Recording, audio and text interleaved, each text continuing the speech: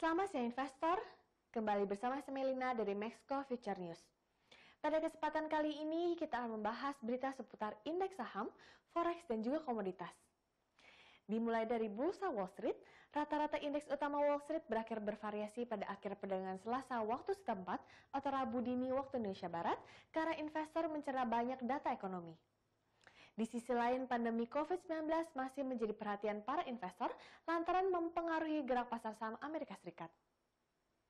Rabu 26 Agustus 2020, indeks Dow Jones Industrial Average turun sebanyak 60,02 poin atau 0,21% menjadi 28.248,44. Sedangkan S&P 500 naik 12,34 poin atau 0,36% menjadi 3.443,62. Indeks komposit Nasdaq naik 86,75 poin atau 0,76% menjadi 11.466,47. Sebanyak 6 dari 11 sektor utama S&P 500 ditutup lebih tinggi dengan sektor layanan komunikasi naik sebesar 0,97%. Sedangkan sektor energi tergelincir sebesar 1,42% menjadi kelompok dengan kinerja terburuk. Di sisi data, Departemen Perdagangan Amerika Serikat melaporkan penjualan rumah baru di Amerika Serikat datang pada tingkat tahunan yang disesuaikan secara musiman di angka 901.000 pada bulan Juli. Angka ini naik 13,9% dari pembacaan bulan Juni. Ekonom yang disurvei oleh MarketWatch memperkirakan laju rata-rata penjualan rumah baru mencapai 790.000.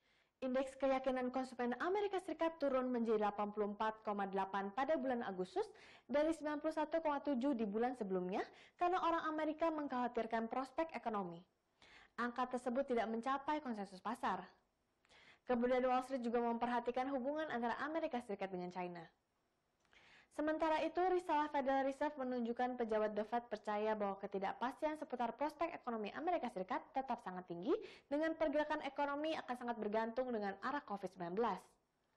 Sejauh ini kasus infeksi virus corona terus meningkat. Pada pertemuan Komite Pasar Terbuka Federal atau biasa disebut dengan FOMC, mereka mempertahankan suku bunga acuannya pada level rekor terendah yaitu di 0 hingga 0,25%. Ketua The Fed Jerome Powell akan mengisi simposium kebijakan ekonomi tahunan di Wyoming pada tanggal 27 hingga 28 Agustus nanti. Powell disebut akan berbicara tentang tinjauan kerangka kebijakan moneter yang telah lama ditunggu-tunggu. Strategi pada inflasi baru akan menjadi salah satu fokus. Beralih ke berita komoditas, emas berjangka di divisi COMEX New York Percentile Exchange jatuh pada perdagangan Selasa waktu setepat atau Rabu dini waktu Indonesia Barat. Pelemahan terjadi karena pejabat senior dari China dan Amerika Serikat berbicara tentang kemungkinan kesepakatan perdagangan. Rabu 26 Agustus 2020, kontrak emas teraktif untuk pengiriman Desember turun 16,1 dolar atau 0,83% menjadi 1.923,1 dolar per troy ounce. Logam mulia berada di bawah tekanan karena investor bereaksi positif terhadap pengumuman pertemuan via telepon antara Wakil Perdana Menteri Tiongkok Liu He dan perwakilan dagang Amerika Serikat yaitu Robert Lighthizer serta Menteri Keuangan Amerika Serikat Steven Mnuchin. Analis pasar mencatat bahwa diskusi tersebut mencakup koordinasi kebijakan ekonomi makro dan implementasi perjanjian tahap 1. Emas berada di bawah tekanan tambahan karena laporan penjualan rumah baru yang lebih baik dari perkiraan. Seperti yang disebutkan sebelumnya, Departemen Perdagangan Amerika Serikat menunjukkan penjualan mencapai angka 901.000 unit pada bulan Juli, dan ini merupakan pembacaan terbaik dari ukuran ini sejak tahun 2006.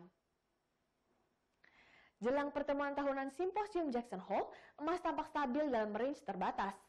Alhasil, bias intraday emas menjadi sangat netral. Berikut adalah beberapa senario yang dapat digunakan sebagai acuan trading untuk hari ini. Senario utama hari ini yaitu akan mencoba untuk membuka posisi buy. Perhatikan zona resisten di 1939,17 yang dapat digunakan sebagai acuan entry untuk kali ini. Dengan begitu, Anda dapat mempersiapkan posisi buy pada area tersebut sesaat setelah menemukan sinyal breakout yang terkonfirmasi. Stop loss dapat diletakkan pada level 1926,27, sedangkan take profit diletakkan hingga 1965,63. Harga minyak mentah naik pada hari Selasa, mencapai level tertinggi 5 bulan karena produsen Amerika Serikat menutup sebagian besar produksinya di Teluk Meksiko menjelang badai Laura, bahkan ketika meningkatnya kasus virus corona di Asia dan Eropa yang membatasi kenaikan. Minyak mentah berjangka Brent naik 83 sen atau 1,8% menjadi $45,96 per barrel, sementara minyak mentah West Texas Intermediate naik 73 sen atau 1,7% menjadi $43,35 per barrel. Produsen Amerika Serikat memangkas produksi minyak mentah menjelang badai Laura pada tingkat yang mendekati tingkat badai Katrina tahun 2005 dan menghentikan sebagian besar penyulingan minyak di sepanjang pantai Texas atau Louisiana. Pada hari Senin, perusahaan energi menutup 1,5 juta barel per hari produksi minyak mentah, 82% dari produksi lepas pantai Teluk Meksiko. Angka ini mendekati 90% pemadaman yang disebabkan Katrina 15 tahun lalu. Faktor badai akan tetap menjadi fokus utama dalam kompleks energi selama sisa minggu ini, kemungkinan membayangi laporan Administrasi Informasi Energi besok sebagai pendorong harga yang signifikan. Sekian berita seputar indeks saham, forex, dan komoditas untuk hari ini. Saya Melina pamit undur diri, terima kasih dan sampai jumpa lagi.